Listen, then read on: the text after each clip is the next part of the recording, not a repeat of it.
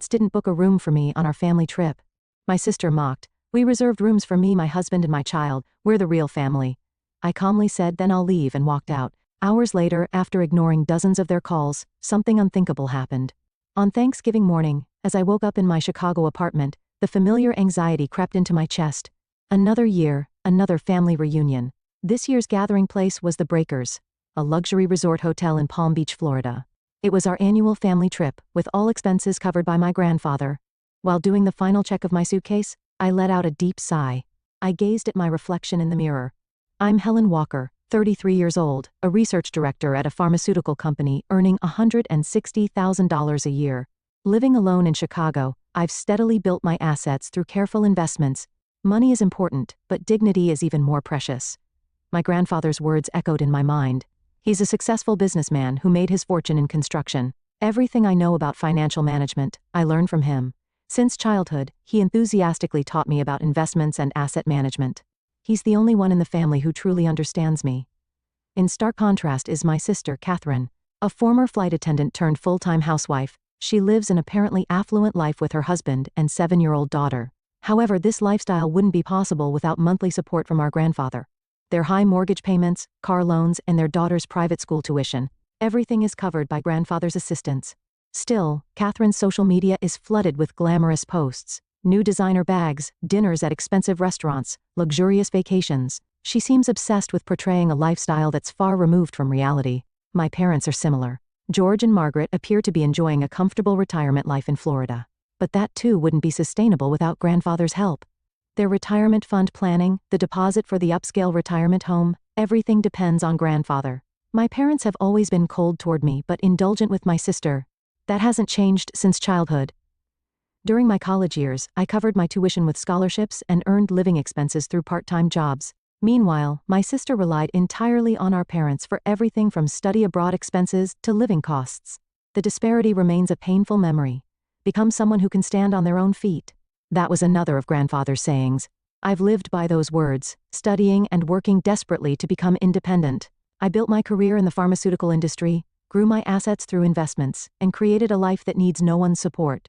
The high-rise apartment overlooking Chicago's skyline was earned through my own efforts. Moderate luxury within my means, that's the life I've chosen. As I lifted my suitcase, anxiety about this year's Thanksgiving grew stronger. Every year, our family's distorted relationships only deepen. My sister's competition for appearances, our parents' biased affection, and grandfather's worried gaze. In the taxi heading to the airport, I contemplated this year's trip. The Breakers, a prestigious 5-star hotel established in 1896. Italian Renaissance architecture and luxurious suites exceeding $800 per night. The Thanksgiving special dinner was said to cost per person. Despite the glamorous setting, our family's reality was fragile and distorted. My sister's luxurious lifestyle, our parents' comfortable retirement, all were castles built on the sand of grandfather's support. And this year, those distortions were about to reach their breaking point. Everyone must have noticed, yet no one dared to speak of the reality that now awaited us. Through the taxi window from Palm Beach International Airport to the Breakers, Florida's gentle sunlight streamed in. On Thanksgiving Day, I arrived at the luxury resort under pleasant weather. I was the last to arrive. Pulling my navy Rimowa suitcase, I stepped into the Italian Renaissance-styled magnificent building. My simple yet elegant theory dress had slightly wrinkled during the long flight. The lobby spread out as a clean, dignified space. Above, luxurious chandeliers sparkled, and below, footsteps echoed quietly on the marble floor. Other guests were already enjoying their Thanksgiving afternoon in their own ways. On my way to the front desk, I spotted my parents. They appeared to be discussing something in a secluded area of the lobby. Mother was wearing what looked like a new resort dress, while father was dressed casually, appropriate for his age. When our eyes met, they quickly looked away. Miss Walker, I apologize, but I cannot find your reservation. The front desk staff's voice was apologetic. They kept checking the screen repeatedly, unable to hide their confusion. I can see the reservations for your family members. But at that moment, the sound of expensive heels approached. I turned to see Catherine walking toward us with a triumphant expression. An Hermes Birkin bag on her arm, and a Cartier watch gleaming. Oh, Helen, finally made it? Her voice carried deliberate sarcasm. The front desk staff continued checking the system. Other guests' attention began to turn toward us. How strange that there's no reservation. Catherine's voice rose in volume, calculated to draw attention from those around us. Her Louis Vuitton suitcase stood out conspicuously next to my navy case. Actually, Catherine stepped closer, wearing a victorious smile. I only made reservations for our family. Her words echoed throughout the lobby. With a mocking expression, she continued. A room for me, my husband, and daughter, and one for mom and dad. Just for the real family, you see. A moment of silence fell. The front desk staff was speechless, and our parents turned their backs even further away. The air around me felt frozen in an instant. Taking a slow, deep breath, I said without changing my expression, I see. Then I'll leave. My voice came out calmer than I expected. Readjusting my grip on the suitcase handle, I politely nodded to the front desk staff. Taking out my smartphone, I opened the taxi hailing app. Wait. Catherine's voice rose slightly. But I was already preparing to leave the lobby. Feeling the sympathetic gaze of the front desk staff, I started walking toward the entrance. My sister, though caught off guard by this unexpected development, maintained her triumphant expression. Our parents stood awkwardly frozen in place. Only the sound of my footsteps echoed through the silent lobby. The afternoon sunlight streaming through the main entrance felt oddly bright. While waiting for the taxi, palm trees swayed in the pleasant breeze. The Thanksgiving holiday I was supposed to spend at this luxury resort had ended in just a few minutes. Yet in this moment, a strange sense of liberation spread through my heart. Grandfather's words resurfaced again. Become someone who can stand on their own feet. Now, I felt I understood the true meaning of those words. During the few minutes waiting for the taxi, I gazed at the hotel's magnificent exterior. The Adams-style architecture told a story of over 100 years of history. Decorated lavishly for Thanksgiving celebrations, luxury cars kept arriving, with well-dressed families stepping out. Through the lobby glass, I could see my niece, Amy. Wearing an expensive dress unsuitable for a year old, she was fidgeting behind her mother. Perhaps she was looking for me. Every Thanksgiving, it had been my tradition to bring her a present. This year, I had prepared a pearl hair clip. It was still beautifully wrapped in my suitcase. As I got into the arrived taxi, I told the driver, to Palm Beach International Airport. On my smartphone, I was already searching for the next available flight to Chicago. Though airfares are expensive during Thanksgiving, that didn't bother me at all. Rather, the emotional energy I'd wasted every year during this season seemed far more costly. Through the rearview mirror, the Breakers building grew smaller. Its form gleaming in the afternoon sun seemed to symbolize our family's superficial glamour, and now, the first crack had appeared in that facade. I couldn't predict what would happen next, but one thing was certain. There was no going back. The taxi's interior provided a quiet space, shielded from the outside clamor. The air conditioning maintained a comfortable coolness, and the premium leather seats gradually eased the tension from earlier. Outside the window, Palm Beach's distinctive resort scenery flowed past. Neatly lined palm trees, white luxury homes, and occasional glimpses of the Atlantic's sparkling surface. Views that would normally captivate me now felt strangely distant. I took out my smartphone and dialed my grandfather's number without hesitation. The ringtone before he answered seemed longer than usual. Helen, what's wrong? Grandfather's voice carried its usual composure. I have something to report, I began, speaking in a matter-of-fact tone. I conveyed the events at the hotel without emotion, just the facts. The missing reservation for me alone, Catherine's words, and how I left. I explained everything chronologically. On the other end of the line, I could hear Grandfather's breathing become slightly rough. I could tell he was controlling his anger. However, I didn't add any words seeking sympathy. I understand. I'll handle this from here. Grandfather's voice was low and heavy. In these brief words lay a premonition of what was to come. Shortly after hanging up, the incoming calls began flooding in.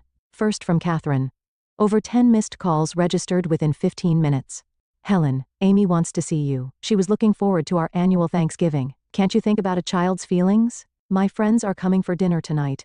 I was planning to post perfect family Thanksgiving on Instagram. Do you know how embarrassing it is to explain this situation? Catherine's voice grew increasingly hysterical. Between these calls, emails from our parents started arriving. We could have added another room, but as Catherine said, we prioritized the real family. You're independent now, aren't you? Mother's email reflected years of coldness. If you can afford it, why not get another room? With your salary, it shouldn't be a big deal. Why are you being so emotional? The following email even included spiteful calculations. Father's email was even more heartless. Catherine has a family, a husband and child. You understand, right? Can't you just quietly put up with it for Thanksgiving? That's always been your problem. Only thinking about yourself, never considering the family. Mother continued in a tone that made me seem like the villain. We had everything planned for social media posts. We were supposed to take lovely photos of you and Amy. It's all ruined now. My chest tightened with each message I read. But these were words I should be used to by now. Since childhood, my sister and I had always been treated with this same kind of discrimination. As the taxi neared the airport, a new wave of messages surged in. Because of your selfishness, Amy is crying. She had been waiting so long to see her aunt. My sister continued using her daughter as a shield until the end. Behind it, I could only see vanity and pride. From Mother, more sarcastic emails arrived. Poor Catherine. If you knew how desperate she is about Amy's future, you wouldn't understand, but children's education requires money. And yet, at a time like this, I felt no need to reply. If anything, I felt grateful that they had shown such blatant true colors. Just before reaching the airport, an email arrived from grandfather. I'm proud of your decision. I understand everything. At those words, my eyes briefly welled up with heat. However, these weren't tears of sadness, but rather a quiet determination marking the beginning of a new chapter. My smartphone was still receiving persistent incoming calls, anxious messages from my sister saying, "Answer the phone right now," accusatory emails from our parents claiming, "Your selfishness is tearing the family apart." But I had already reached a place where no one's voice could reach me. Getting out of the taxi, I started walking toward the international terminal. While booking my flight to Chicago, I felt a strange sense of liberation.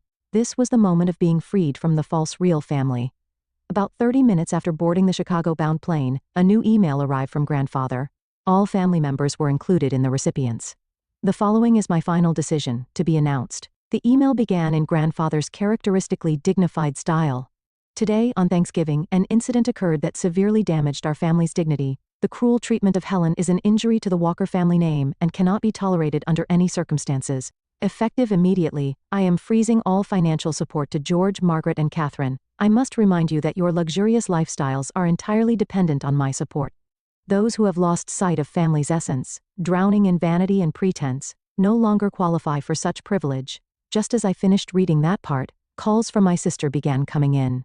Her panicked state was evident from the frequency of incoming calls. "Helen, please, answer the phone. Convince Grandpa." Messages left on voicemail recorded my sister's voice in panic. It was clear that her life would become unsustainable without the monthly payments. All of her living expenses had been structured around grandfather's monthly support of. Emails from our parents also flooded in. Their previous arrogant attitude had disappeared, replaced by desperate pleading. "Helen, this is about our retirement. Could you please talk to your grandfather again?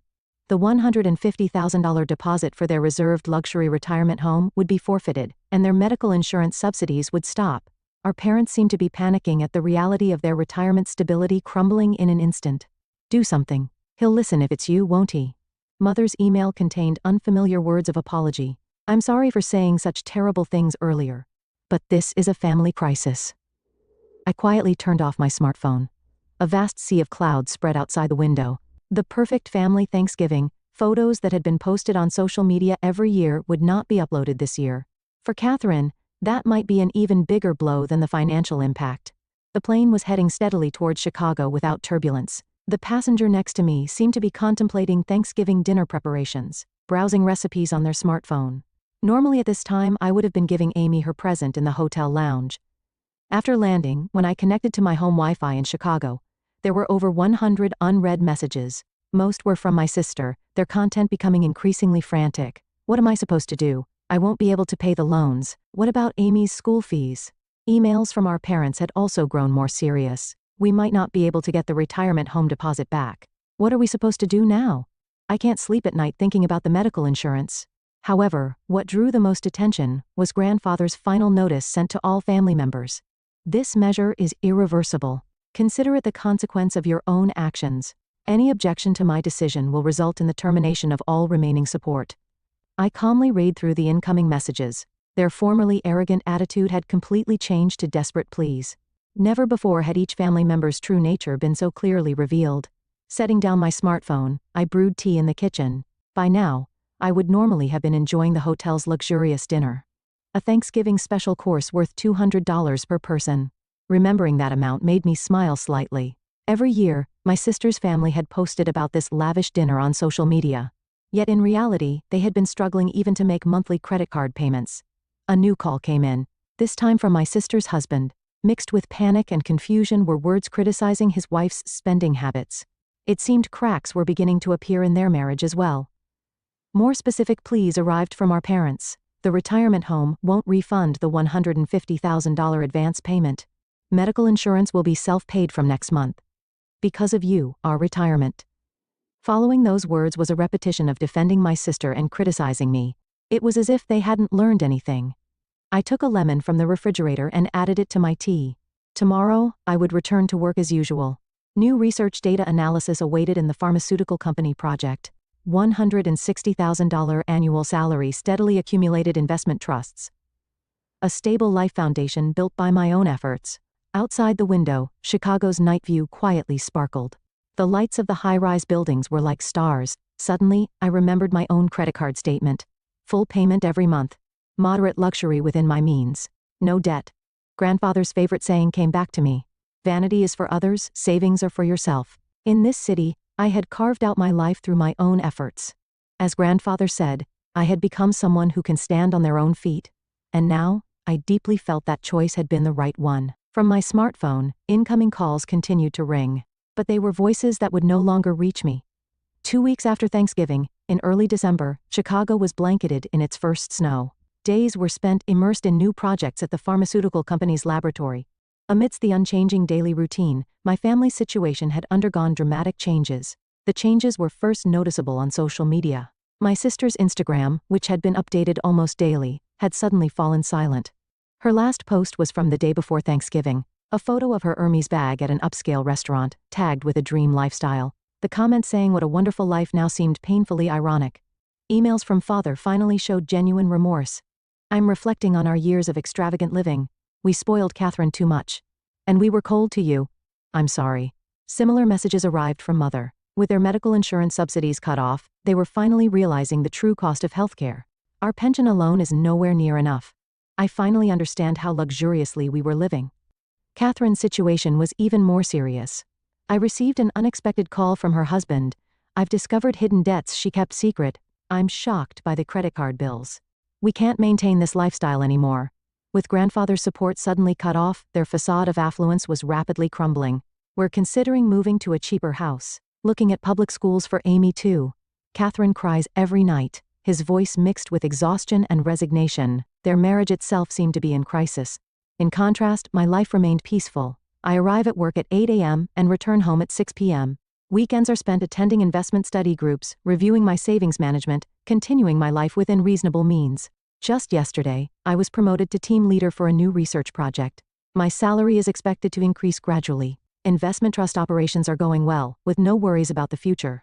Vanity brings momentary satisfaction, savings bring lifelong peace of mind. The weight of grandfather's words was now being felt deeply by the entire family. While my parents worried about retirement insecurity, and my sister struggled with debt repayment, I was simply continuing my ordinary life. Over these 2 weeks, the frequency of emails and calls had significantly decreased. The desperate contacts that came daily during the one stone few days had dwindled to once or twice a week. Their content too was gradually shifting toward resignation. Amy will be transferring to public school. She'll take the school bus. I never imagined. My sister's latest email showed signs of accepting reality. The e-dream private school life she had shared on social media would never be posted again. Our parents were also considering moving from their luxury Florida community to an affordable condominium. Struggling with medical bill payments, their dream of a luxurious retirement had crumbled easily. We've been living with wrong values for years. That's what was written in father's latest email. However, whether this realization would become a catalyst for restoring true family bonds remained uncertain. Last week I received a concise email from grandfather. Awakening to the truth of life sometimes brings pain. But it's necessary pain. Your decision gave them an important lesson. I didn't reply, I just quietly saved the email. In Chicago's winter sky, new stars were twinkling. 3 months after that Thanksgiving, early signs of spring were beginning to appear in Chicago. My life hadn't changed, or rather, it had become even more fulfilling. The new project at the pharmaceutical company was progressing smoothly, and last week I received notice of a promotion. My achievements as research director were recognized, and my salary would be increased to $200,000. Investment trust operations were also doing well, with assets continuing to grow steadily. From my office window, I could see the vast surface of Lake Michigan. Waves sparkling in the spring sunlight conveyed a quiet hope. New research data was piled up on my desk. Time immersed in work was my most precious time. A birthday present arrived from grandfather the other day. A simple pearl necklace. The attached card bore a single line in his familiar, elegant handwriting. True brilliance dwells in those who stand on their own feet. I'd started maintaining minimal contact with my parents. They'd moved from their luxury Florida community to an affordable condominium. Those struggling with medical bill payments, they seem to be gradually adapting to reality. Luxury brings momentary joy, but there's genuine security in a grounded lifestyle. Mother's email contained words of genuine understanding for the first time. My sister's family had moved to an ordinary suburban neighborhood. Amy had started attending public school and was getting used to riding the school bus. Catherine's social media remained inactive. How empty it all seems now, posting just to keep up appearances. Such words appeared in a rare email from my sister. Days spent struggling with credit card payments. Their marriage was still strained, but at least they were no longer turning away from reality. I had begun setting new goals. I wanted to build more achievements in pharmaceutical research, and eventually lead my own research team. I hoped to pass on my knowledge and experience to young researchers. On holidays, I attended study groups about investment and economics. The people I met there all led solid, practical lives. The sincere conversations, free from pretense and vanity, were refreshing. The Thanksgiving incident had left important lessons for each family member. The importance of financial independence, the emptiness of a pretentious lifestyle, and above all, the true meaning of family. Grandfather's final words still remained in my heart. Real bonds can only be born after overcoming hardship. In my desk drawer, the pearl hair clip I had prepared as Amy's present still remained, beautifully wrapped. Someday, when she realizes true value, when she understands the importance of standing on her own feet, rather than counting social media likes, perhaps that will be the right time to give her this clip. Outside the window, early spring winds rustled through the street trees. As if announcing the beginning of a new season,